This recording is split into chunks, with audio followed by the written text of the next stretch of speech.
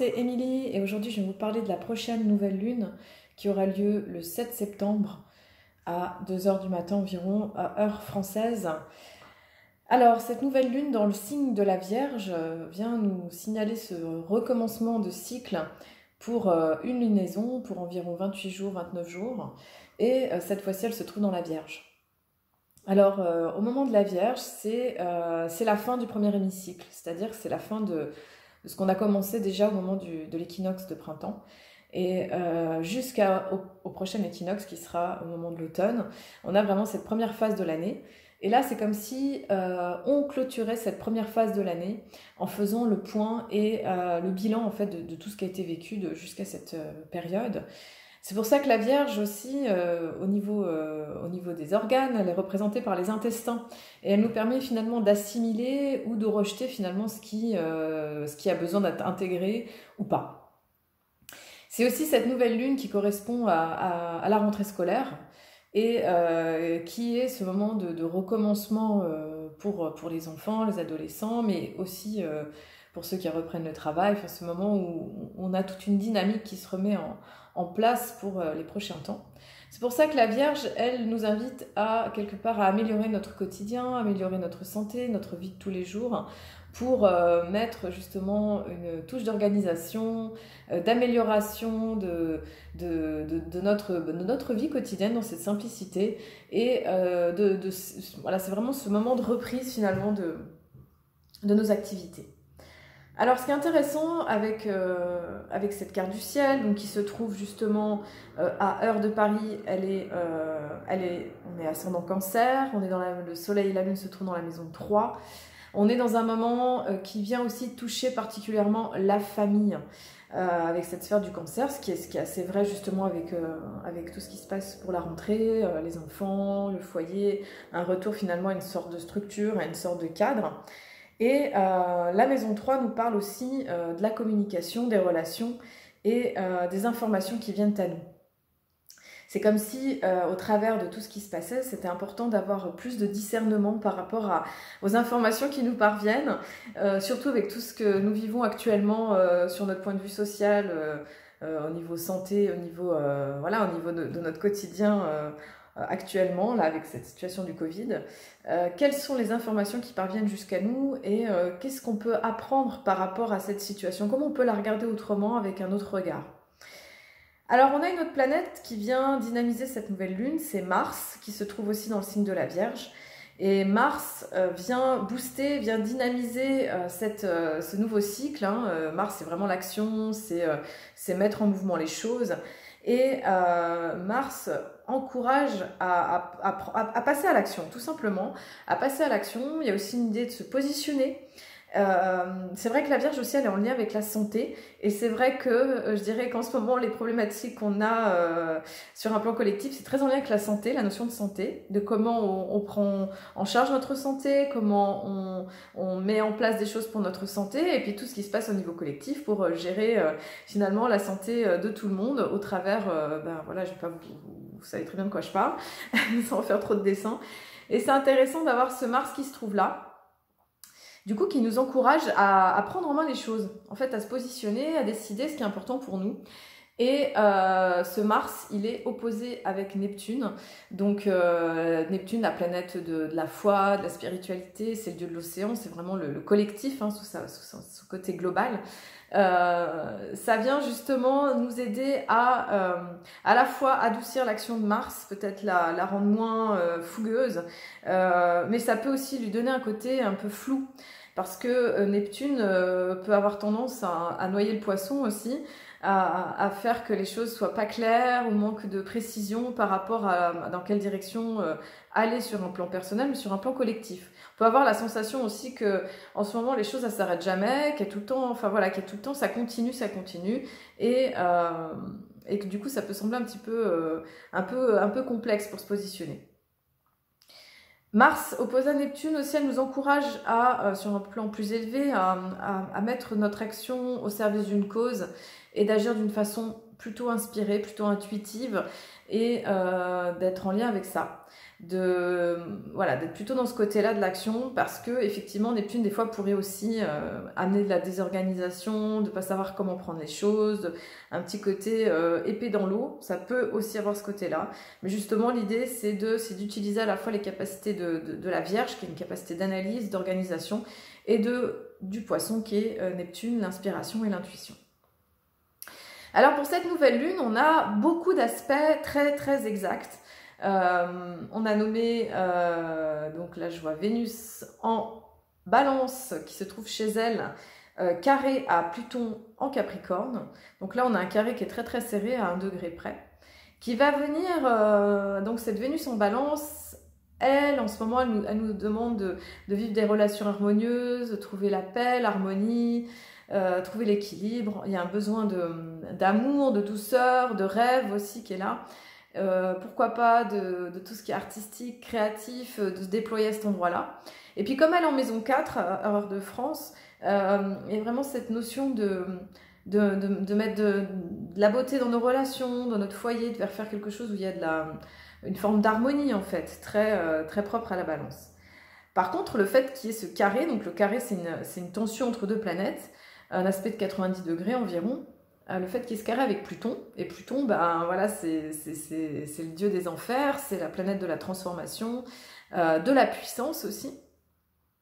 C'est comme si ça nous encourageait à regarder nos relations d'une autre façon, de peut-être transformer ce qui a besoin de l'être, peut-être dire les choses qui ont besoin d'être dites, même si parfois ça peut sembler difficile.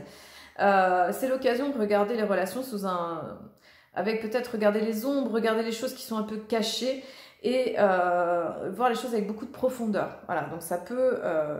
autant la Balance a besoin d'harmonie, de paix, tout ça, là, autant c'est vrai que cet aspect avec Pluton va encourager finalement les prises de conscience, de régler les choses, quoi, d'avancer d'une façon lucide. Et ça peut ne pas être tout le temps simple à vivre. Ce qui est important, je pense que c'est d'être vraiment en lien avec une forme de vérité, d'intégrité en fait à l'intérieur de nous, pour bien vivre cet aspect qui est quand même assez fort, surtout au moment de cette période de la rentrée où ça demande, avec tout ce qui se passe, de bien se positionner. Ensuite, nous avons Vénus qui est en trigone, aspect harmonieux avec Jupiter, 24 degrés, 25 degrés. Donc là, il y a une idée d'expansion dans nos relations, de créer justement... dans tout ce qu'on parle par rapport à l'ère du Verseau, créer cette coopération, cette fraternité, cette sororité, ce lien entre femmes, ce lien aussi de frères entre hommes et entre hommes et femmes, d'être vraiment dans cette recherche de soutien mutuel. Et c'est une nouvelle lune qui peut prédisposer en tout cas à ce que les choses fonctionnent à cet endroit-là.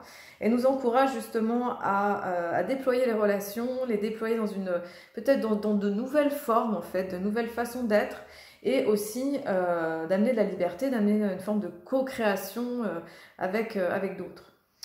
Ensuite, nous avons aussi Mercure qui est dans le signe de la Balance. Mercure, c'est la planète de l'intelligence et de la parole, de la communication. Et dans le signe de la Balance, on est en lien avec une façon de parler qui est un petit peu comme celle de l'avocat ou du juge, qui va avoir besoin d'éléments impartiaux pour avancer, de justesse, de justice, d'intégrité. Ce Mars en Balance, il va avoir besoin que les choses soient bien pesées, que les choses soient dites dans une forme de vérité. Donc ça va être important d'être là-dedans, surtout qu'il est aussi en maison 4. Donc ça va être au sein du foyer, au sein de la famille, à l'intérieur de soi, où ça va être important de manifester cette notion de vérité.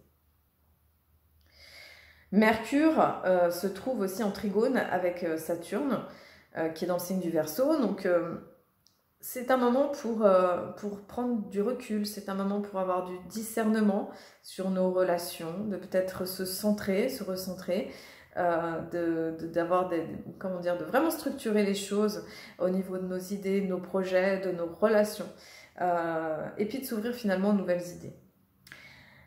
Je pense s'ouvrir aux nouvelles idées, je rebondis avec ça. La nouvelle lune est exactement trigone à 14 degrés, donc Soleil-Lune, et aussi Uranus, 14 degrés du Taureau. Donc voilà, il y a un aspect exact. Donc c'est vraiment un moment où il peut y avoir de la nouveauté. Vraiment quelque chose qui recommence, des rebondissements, des imprévus, des choses comme ça qui viennent un peu je dirais un peu nous challenger, mais c'est pas que ça, c'est aussi faire face à des nouveaux événements qui arrivent et des nouvelles circonstances, pourquoi pas des nouveaux projets, des nouvelles formes. Je pense que c'est l'encouragement justement à mettre en place de la nouveauté dans nos vies respectives, de trouver justement les nouvelles voies qui sont importantes à explorer.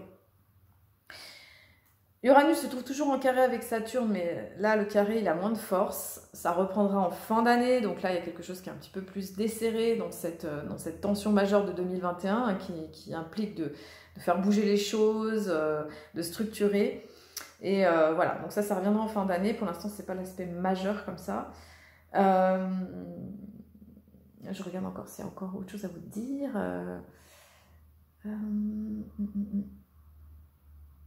Bon, voilà, je pense qu'on a à peu près fait le tour dans cette carte de cette nouveauté dans cette rentrée-là. Il y a aussi, je dirais, oui, Mars qui fait un trigone à Pluton. Donc, il y a une idée d'action soutenue, d'énergie, je dirais, de prise en main des choses, mais surtout de se positionner à partir de quelque chose qui est viscéral, en fait, de quelque chose qui est important à l'intérieur de soi. Plus qu'une intégrité, c'est même presque instinctif. Il y a l'idée vraiment d'aller chercher cet instinct finalement pour faire avancer les choses, parce qu'on est quand même dans un moment critique de l'humanité où ça demande quand même de se centrer, de décider, de faire des choix. Il y a énormément de choix à faire par rapport à toutes ces décisions, par rapport au passé, tout ça là. Et du coup, ça implique justement de bien sentir les choses à partir d'un endroit profond à l'intérieur de soi. Parce que c'est des questionnements, c'est des positionnements qui sont quand même, ça c'est pas anodin tout ce qu'on doit décider. Et c'est important justement de le faire à partir d'un bon endroit. Alors ensuite, dans le calendrier Maya, donc nous sommes toujours dans la lune lunaire du 22 août au 20 septembre. Donc c'est vraiment le moment où ça polarise le défi.